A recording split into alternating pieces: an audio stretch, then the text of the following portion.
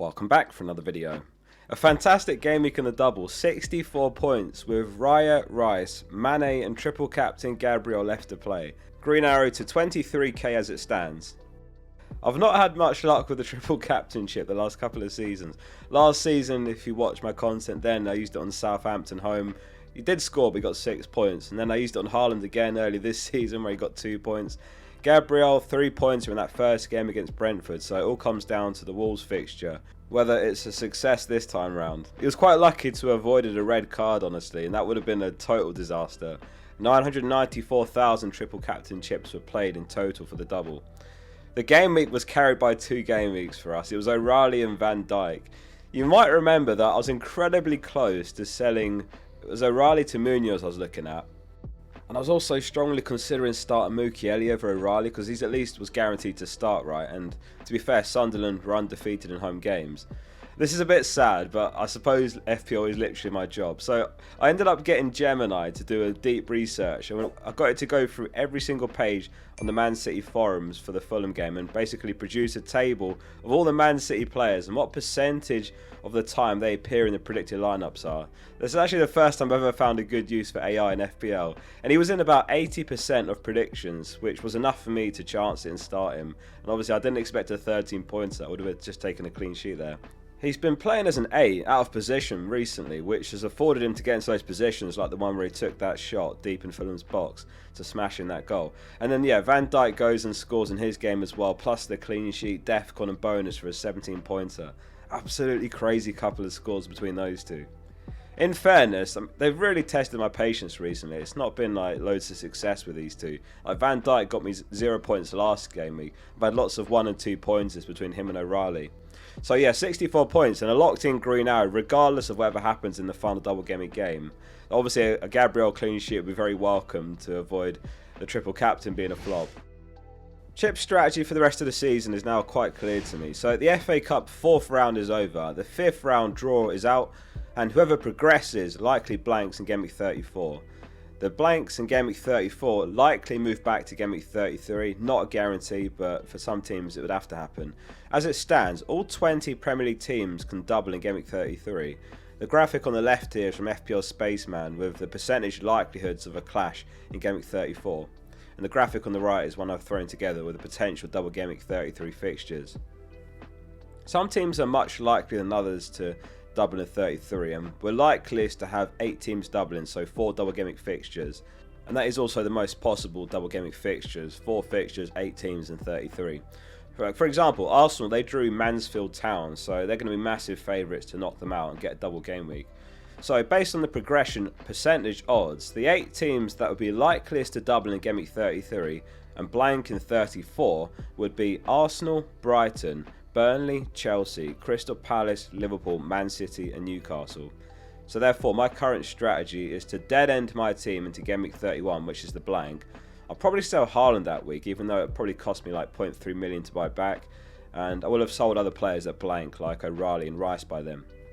And then wildcard in Game Week 32 to set up for the double, bench boost in double Game Week 33, free hit in blank Game Week 34, and that'll be it for the rest of the season. Those potential doubles in Game Week 33 aren't incredible, but they're all teams that you'd kind of want to own assets from anyway, like triple Arsenal, triple Palace, maybe a 1 or 2 Palace, triple Liverpool, triple City, double Newcastle. You know, that's basically a 15-man squad complete right there, and potentially a full 15 players doubling.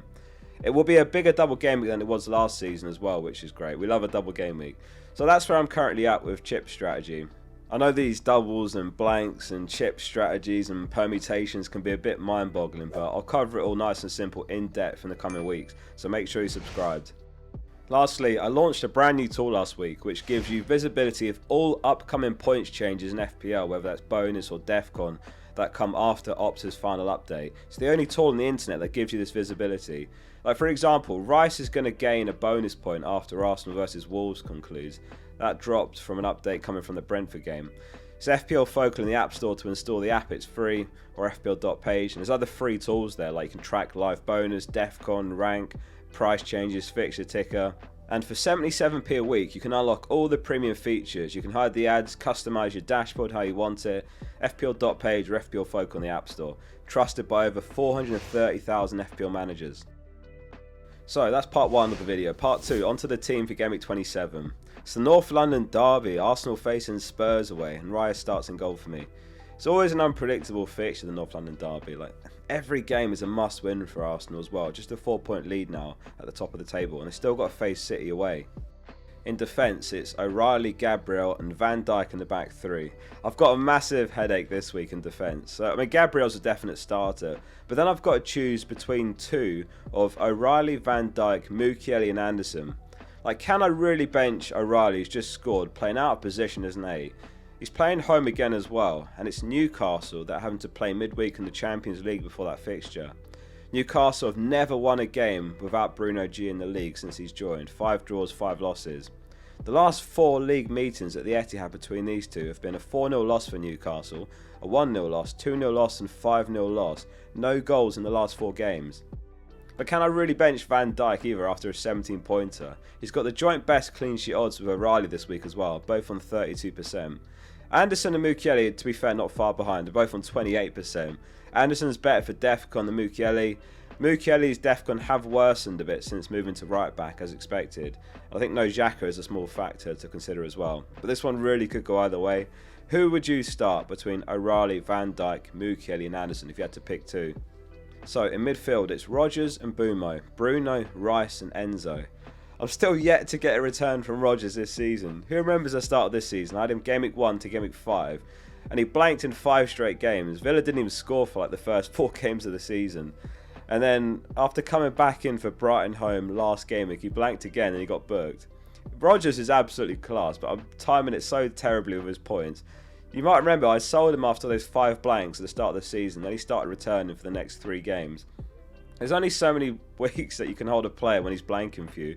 I think if anything, 5 was quite a respectable time to hold him. For me now, he's a 6 game week commitment, including the last game week. I'm going to hold him all the way until game week 31.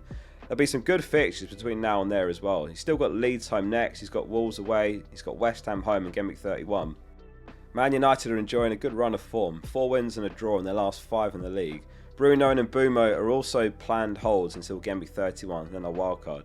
Bruno could actually stay in the wildcard even if he doesn't double in game week 33 just because of how good an FPL asset he is. I think Mbumo will be less likely to hold if they don't double. Bruno's only blanked once in his last 5 league meetings versus Everton, and that was this season when he was playing deeper in centre mid. He'd returned in 4 straight games before that versus Everton playing in Cam, with 2 goals, 3 assists in 4 games. There's the option to sell Rice this week. I'm looking at Dango and Ryan, who both got good fixtures and they're both cheaper than Rice, but I'd rather give it another week and just see what I feel next week. It's the last week in the team for him and Enzo in all likelihood, unless an injury or something interrupts the plans. After this game week, Arsenal played Chelsea, so it is a fixture swing that's worth looking at. And up front, it's Haaland and Thiago. I'm waiting for further news on Haaland. As it stands, assuming that he's fit for Gameweek 27, he's my captain. He's actually got a really poor record against Hull's Newcastle. He hasn't scored in his last 7 meetings against them in all competitions. But Newcastle have got Cher, Livramento, Bruno G, Jolinton all out injured. And as I said earlier, Newcastle are having to play Karaj away this week before Gameweek 27, which won't do them any favours with that possible fatigue and 5 or so hour flight there and back. Thiago's run so hot and cold this season, but you don't want to miss his points when he's on it, so I'm glad to have him still with his upcoming fixtures until Gameweek 31 before the wildcard.